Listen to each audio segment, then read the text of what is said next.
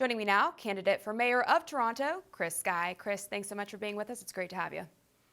Thank you for having me. Of course. The CBDC is something that I warned about probably almost 2 years ago now, even longer. And apparently it was just a conspiracy theory until now the government just decided, hey, we're planning on doing this. And they tell you it's about privacy and they tell you it's about safety, but everything they tell you is the exact opposite of the truth.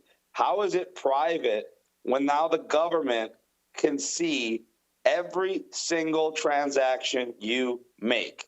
Not only see it, but now because they can see it, they can tax it, they can make it so they have to approve it, they can deny it, they can literally control every single dollar you spend, where you spend your money, how you spend your money. And if people think it's out of the realm of possibility that the government would do this to them, well, in the last 3 years, your government locked you in your house, your government closed your business, your government told you you couldn't travel, go to work, even go to a restaurant or the gym unless you took an experimental injection.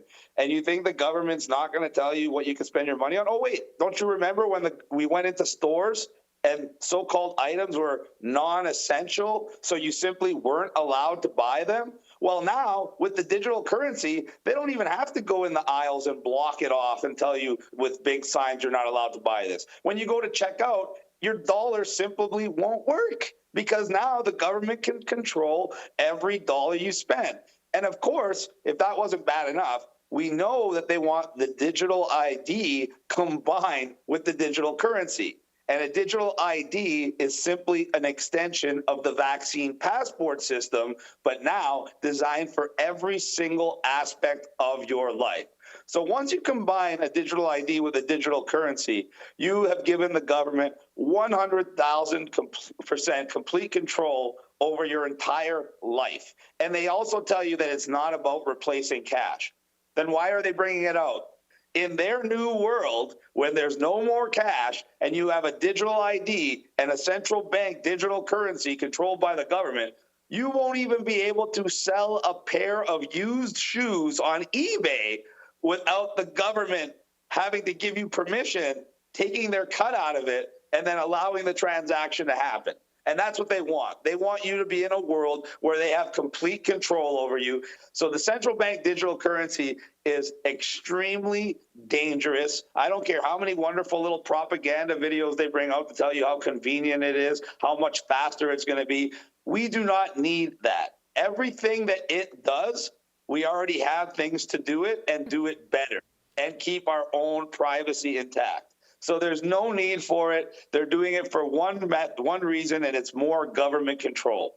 Yeah, absolutely. They want to control and track and trace your every move. They want to have a full system in place to monitor you at all given costs. And it's very scary. Now, you mentioned the digital ID. The WHO is forging ahead full speed with plans to usher that in. I mean, it's no secret. It's not a conspiracy.